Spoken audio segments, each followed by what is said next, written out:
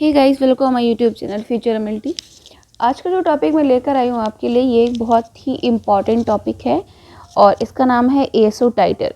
तो एएसओ टाइटर एक बहुत ही इम्पॉर्टेंट चीज़ है, ये इसके बारे में जानना बहुत ज़रूरी है और मैं आपके लिए सिर्फ वही टॉपिक लेकर आती हूँ जिनसे क्वेश्चंस पुटअप किए जा सकें। तो हम सबसे पहले ये जानने की कोशिश करते हैं कि एएसओ टाइटर क्या है। तो मैंने साफ साफ मेंशन कर रखा है इस पेज पर कि एएसओ टाइटर एंटी स्ट्रेप्टोलाइसिन ओ टाइटर, जो एएसओ टाइटर का फुल फॉर्म है उसका नाम है एंटी स्ट्रेप्टोलाइसिन ओ टाइटर। तो ये भी एक इम्पॉर्टेंट चीज़ है, कभी कभी क्वेश्चंस इससे ही बन जाता है कि जो एएसओ है इसका फुल फॉर्म क्या होता है। तो इसका फुल फॉर्म हो जाता है एंटी स्ट्रेप्टोलाइसिन ओ टाइटर। उसके बाद हम आगे बढ़ते हैं और देखते हैं क्या लिखा है कि एंटी स्ट्रेप्टोलाइसिन ओ या ASO titre is a blood test to measure antibodies against streptolysin O. कि ये एक ब्लड टेस्ट है और हम मेजर करते हैं कि हमारी एंटीबॉडी कितना स्ट्रेप्टोलाइसिन ओ के अगेंस्ट वर्क कर रही है। तो अब जैसे कि हम सबसे पहले ये जानने की कोशिश करते हैं कि एंटी स्ट्रेप्टोलाइसिन क्या होता है। तो इसके लिए एक बहुत ही अच्छा और बहुत ही सुंदर सा एक ही चीज़ बनी होती है कि anti streptolysin are two haemolytic exotoxic form. इसके दो फॉर्म होते हैं, streptolysin O and streptolysin S. तो इसमें ओ के बारे में डिस्कस किया है। इसके बाद हम नेक्स्ट देखते हैं क्या लिखा है। O a substance produced by group A streptococcus bacteria. ये जो प्रोड्यूस होता है ये होता है स्ट्रेप्टोकोकस बैक्टीरिया से और ये ग्रुप ए का होता है। ग्रुप ए ये तो थोड़ा सा फिर डिफिकल्ट हो गई चीज़ कि ग्रुप ए क्या होता है। तो इसके बारे में भी हम आपको बता देते हैं कि ग्रुप ए के जो स्ट्रेप्टोकोकस होते हैं वो कॉमनली फाउंड होते हैं थोरेट में और स्किन इन्फेक्शन में। थोरेट और स्किन इन्फेक्शन में ये हम इसको देखते हैं। तो उसके बाद फिर नेक्स्ट लाइन में हम चलते हैं, देखते हैं क्या है। Antibody are proteins our bodies produce when they detect harmful substance such as bacteria. तो कहते हैं एंटीबॉडीज आर प्रोटीन्स, कहते हैं जो एंटीबॉडीज़ हैं वो प्रोटीन्स हैं। आवर बॉडीज़ अपनी शरीर में प्रोड्यूस, ये तब प्रोड्यूस होते हैं व्हेन कब दे डिटेक्ट हार्मफुल सब्सटेंस, जब अपनी बॉडी में ये कोई हार्मफुल सब्सटेंस देखते हैं कि है, देन ये प्रोड्यूस हो जाते हैं। एक और इसमें एक फिर से हम एक हेडिंग की तरह लेते हैं और देखते हैं कि अल्टरनेटिव नेम्स क्या होते हैं एएसओ टाइटर के। तो सबसे पहले तो इसका नाम एएसओ टाइटर ही हो गया, फिर उसके बाद एएसएलओ, एसलो भी इसको कहते हैं, सेम नाम है, कोई चेंजमेंट नहीं है। एएसएलओ को भी हम एंटी स्ट्रेप्टोलाइसिन ओ टाइटर ही बोलते हैं। तो कंफ्यूज मत होना कभी भी। और हम आगे बढ़ते हैं। इसके बाद मैंने आपको एक टॉपिक वाइज चीज़ें थोड़ी थोड़ी आगे बढ़ते हुए दिखाई हैं, तो बिल्कुल कंफ्यूज होने की ज़रूरत नहीं पड़ती है इसमें कि अब क्या है क्या नहीं करना है, कैसे करते हैं, क्यों करते हैं, इसके बारे में मैंने आपको डिटेल में बताया है। तो आगे आया how the test is performed. कहते हैं कि ये टेस्ट कैसे परफॉर्म किया जाता है या कहते हैं कि कैसे किया जाता है। तो कहते हैं कि ए ब्लड सैंपल इज़ नीडेड, इसके लिए एक ब्लड सैंपल हमको नीडेड होता है। तो इसके लिए क्या होता है ना, ब्लड सैंपल नीडेड के लिए कई बार हमारे पास एक क्वेश्चन आया कि एक लोगों ने मुझे एक कमेंट किया था कि मैम मुझे एएसओ टाइटर के बारे में जानना है, क्या ऐसे कौन सी ट्यूब में कलेक्ट करते हैं। तो ये एक प्लेन ट्यूब में भी हम इसका कलेक्शन कर लेते हैं। उसके बाद हम आते हैं नेक्स्ट पर, देखते हैं how to prepare for the test. कहते हैं कि कैसे तैयार किया जाता है इस टेस्ट को। तो कहते हैं do not eat for 6 hour before the test. कहते हैं कि आपको 6 घंटे पहले तक कुछ नहीं खाना होता। जब ये टेस्ट होना हो तो 6 घंटे पहले कुछ खाना नहीं होता है। बाकी इसमें कुछ खास नहीं है, बहुत आसान सा टेस्ट है। कहते हैं how the test will feel, कहते हैं कैसे महसूस करते हैं कि टेस्ट है। तो देखते हैं when the needle is insert to draw blood.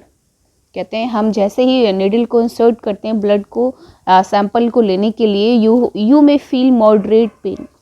कहते हैं you may feel moderate pen, एक बहुत हल्का या कह सकते बहुत थोड़ा सा ब्लड हमें लेना होता है, तो उसके लिए बहुत थोड़ा सा पेन भी हमें होगा।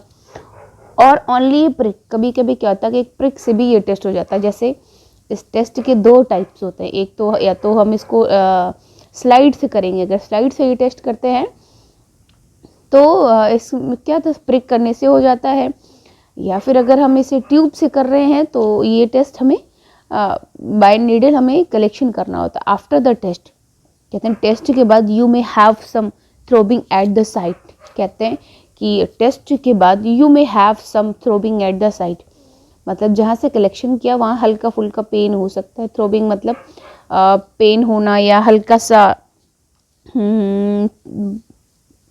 दर्द होना हो सकता है।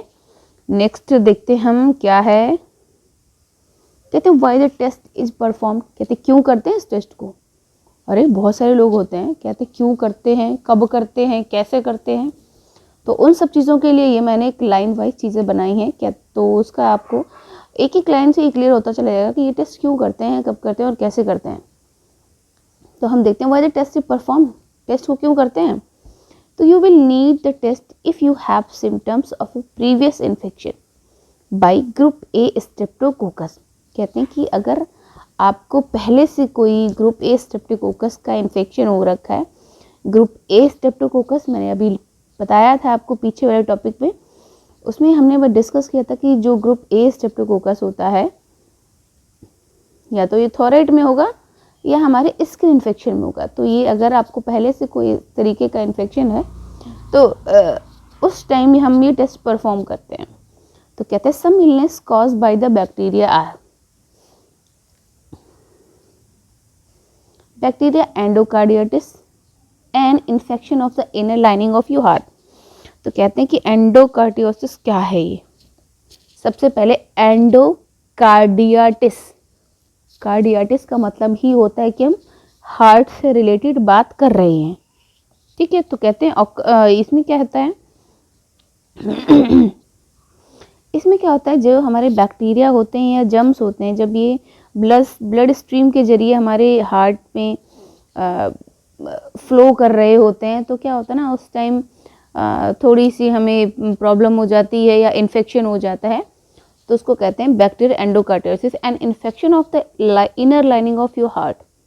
नेक्स्ट लाइन देखते हैं हम, एक किडनी प्रॉब्लम कार्डियोग्लोमेरुलोनेफ्राइटिस, कहते हैं कि किडनी प्रॉब्लम भी हो सकती है जिसको हम कहते हैं ग्लोमेरुलोनेफ्राइटिस। अब ग्लोमेरुलोनेफ्राइटिस क्या होता है, कहते हैं damage to tiny filter inside your kidney, kidney के जो टिनी फिल्टर्स होते हैं उनको डैमेज कर देता है इनसाइड योर किडनी, किडनी के अंदर। उसके बाद नेक्स्ट में हम देखते हैं क्या है, rheumatic fever which can affect the heart joint और बोन्स। कहते हैं रोमैटिक फीवर हो सकता है जो कि आपके हार्ट को अफेक्ट करता है, ज्वाइंट को अफेक्ट करता है और आपकी बोन्स को अफेक्ट करता है। तो इसके लिए भी हम ये टेस्ट ही करते हैं। उसके बाद हम देख लेते हैं स्कारलेट फीवर।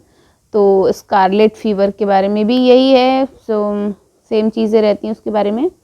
उसके बाद आता है स्ट्रेप्थोरेट। स्ट्रेप्थोरेट क्या होता है ये बताने, तो साइन ऑफ स्ट्रेप्थोरेट में इंक्लूड, कहते हैं कि शोर थोरेट दे स्टार्ट सडनली। शोर थोरेट मतलब बहुत आवाज़ का बदल जाना, ये जैसे हम लोग कहते हैं ना कि हमारा गला बैठ गया है, तो ये स्ट्रेप्थोरेट के सिम्टम्स होते हैं। फीवर आ जाना, सर्दी लगना, एब्डोमिनल पेन होना, लूज ऑफ एपेटाइट, हेडेक होना, नोजिया होना या वॉमिटिंग होना, ये स्ट्रेप्थोरेट के सिम्टम्स हो गए। हम नेक्स्ट में देखते हैं, the ASO antibody may be found in the blood weeks और month after the strep infection has gone away. कहते हैं कि जो जो ASO एंटीबॉडी होता है ये कब हमें मिलता है ब्लड में, ये जब या तो हमें इन्फेक्शन एक हफ्ता हो जाता है या कुछ मंथ निकल चुके होते हैं, उसके बाद हमें पता चलता है।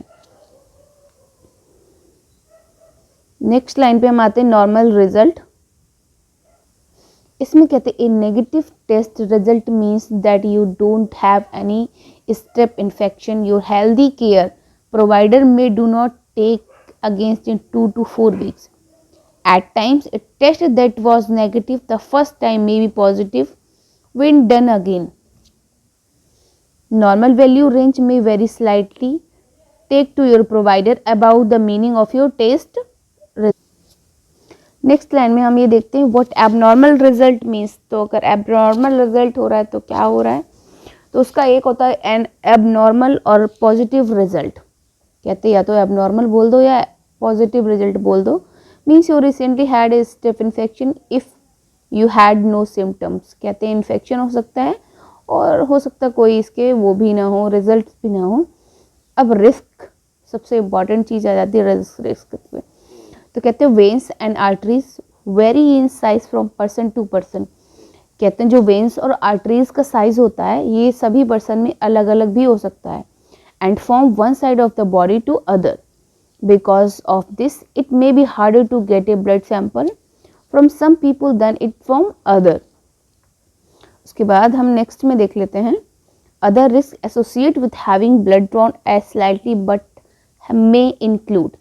कहते हैं कि excess bleeding where the needle is insert. कहते हैं कि जहाँ से हमने ब्लड कलेक्शन किया था वहाँ एक्सेसिव ब्लीडिंग भी हो सकती है। नेक्स्ट देखते हैं फेंटिंग और फीलिंग लाइट हेड्स। बहुत कहते हैं fainting and feeling light heads. Haematoma blood buildup under the skin. Haematoma तो पता हो जैसे कि कहीं पे चोट लग जाए तो वो उतनी जगह से ब्लूइश हो जाती है तो उसको कहते हैं हेमाटोमा। तो कभी भी चोट लगे और स्किन ब्लू हो जाए तो उसको ये भी इन्फेक्शन हो सकता है। Infection a slight risk any time the skin is broken. कभी भी ऐसा हो सकता है कि आपकी स्किन बहुत ज़्यादा फटने लगे। अगर आपको वीडियो अच्छा लगा तो प्लीज़ वीडियो को लाइक करें, चैनल को सब्सक्राइब करें एंड शेयर भी करें। And thank you for watching my video.